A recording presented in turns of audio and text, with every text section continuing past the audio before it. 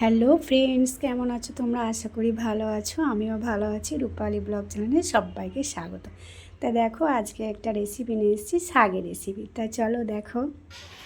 ও মাম্মা, এগুলো কি? এগুলো দেখো, শুশুনি শাক। দেখো এগুলো কোথায় পেলে?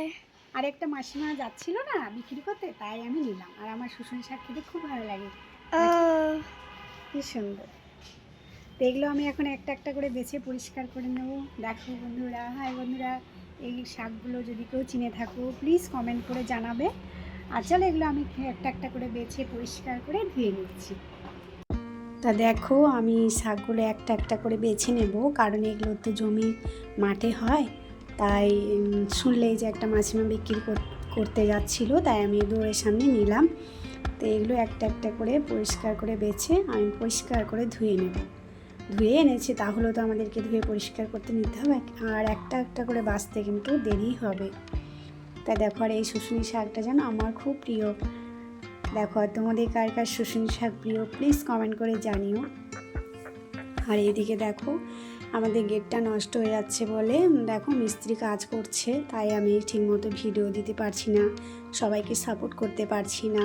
তোমরা তো একটু বুঝবে আমার ব্যাপারটা। দেখো তা দেখো কাজ করছে, তা ওদেরকেও একটু তুলে দিলাম। তা চলো এরপর রান্নাঘরে দেখে আসা যাক। চলে এলাম। দেখো, আমি শুশুনি শাকগুলো ভালো করে বেছে হালকা করে কেটে ধুয়ে নিয়েছি।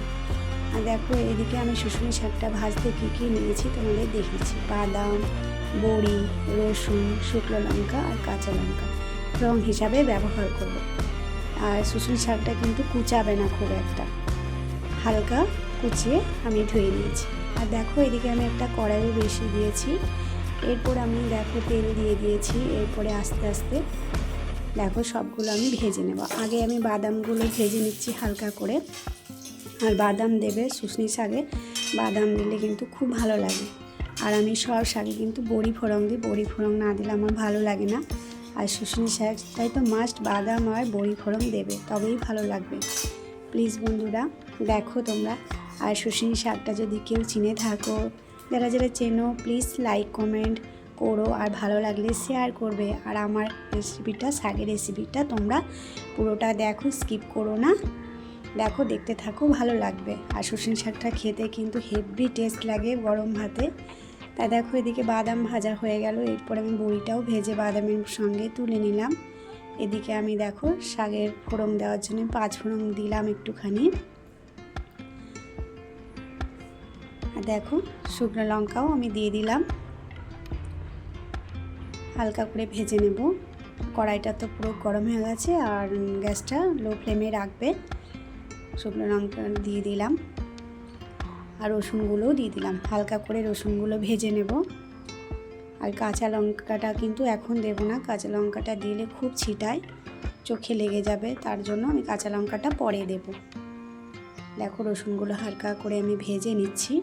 আর এই শুশুনি শাকে কিন্তু একটু তেলটা বেশি দেবে, তবে কিন্তু ভালো লাগবে, কারণ এই শুশুনি শাকে কিন্তু জল দেওয়া যাবে না। এগুলো একটু ছাড়া ছাড়া ভাজা ভাজাই ভালো লাগে। তো দেখো আমার রসুনটা অলরেডি ভাজা হয়ে গেছে। এরপরে আমি কাঁচা লঙ্কাটা দিয়ে দিলাম একটা, তোমরা 2-3টেও দিতে পারো, ঝালের যেরকম ঝাল খাবে সেরকম দিও। তা আমি শাক তো বেশি ঝাল পছন্দ হয় না, ভালো লাগে না। তা দেখো ফোড়ন দেওয়া হয়ে গেছে। এরপর শুশুনি শাকটা আমি কড়াইয়ে দিয়ে দিলাম, দেখতেই পাচ্ছ। এবারে আমি নাড়াচাড়া করতে করতে শুশুনি শাকটা কিন্তু কমে যাবে, এটা অনবরত নাড়াচাড়া করতে হবে। নাড়াচাড়া করতে করতে কিন্তু শাকটা অনেকটা কমে আসবে। আর এতে কিন্তু এক ফোঁটাও জল দেবে না, শাকের যে জল আছে ওটা দিয়েই হয়ে যাবে। আর আমার তো আগেই বললাম আমার শুশুনি শাক খুব ভালো লাগে। কার কার শুশুনি শাক খেতে ভালো লাগে, পছন্দ করো প্লিজ আমাকে কমেন্ট করে জানিও। আর এই শুশুনি শাকটা কিন্তু সব সময় পাওয়া যায় না,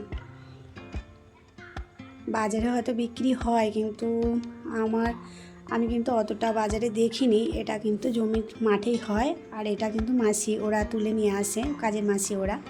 যারা ধান জমি চাষ করতে যায় তারা তুলেন, আমরাও তুলেছি ছোটোবেলায় জানো। আমার বাবা আমাদের যখন জমি ছিল, এখন তো নেই, তখন মাঠে যেতাম, শুশনি শাক তুলতাম, গুগলি তুলতাম মাঠ থেকে, খুব ভালো লাগতো।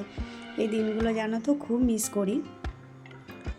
তা দেখতেই পাচ্ছ নাড়াচাড়া করতে করতে দেখো অনেকটা শাকটা কমে এসেছে, আর আমি স্বাদ অনুযায়ী নুনও দিয়ে দিলাম, দেখতেই পেলে। এরপরে দেখো আরও কমিয়ে দিচ্ছি, গ্যাসের ফ্লেমটা লো করে দিচ্ছি, কারণ না হলে দেখো জল তো শাকের মধ্যে থেকে বেরিয়ে গেছে। আর দেখো ভাজতে ভাজতে নাড়াচাড়া করতে আমার শাকটা অলরেডি হয়ে গেছে, দেখতেই পারছো। এইভাবেই কিন্তু অনবরত নাড়তে হবে, তাহলে কিন্তু শাকটা হয়ে যাবে, একটুকুনো জল লাগবে না, জল দিতে হবে না। আর এই শাকটা তো বললামই একটু ছাড়া ছাড়া ভাজা ভাজা করতে হয়, আর এটা এরকমই ভাজা ভাজা হয়, তাই শাকটা বেশি কোচাবেও না। আমার মা ওদেরকে দেখেছি গোটা গোটাই রান্না করতে, কিন্তু আমি একটু হালকা কুচিয়েছি।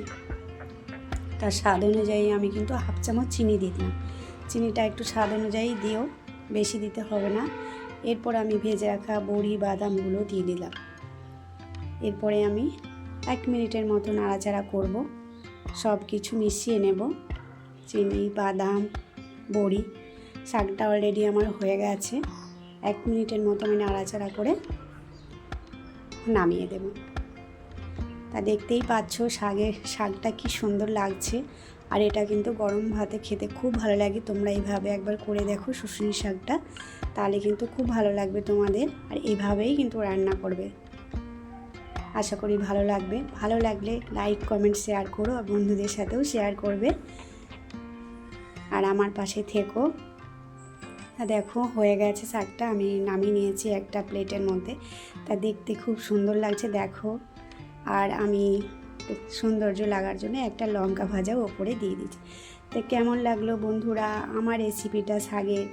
প্লিজ লাইক কমেন্ট শেয়ার করো, আর ভালো লাগলে শেয়ার করো বেশি বেশি করে, আর ভালোবাসা দিও, ভালোবাসা নিও। টাটা, আর বড় করবো না ভিডিওটা। টাটা বন্ধুরা, ভালো থেকো সবাই।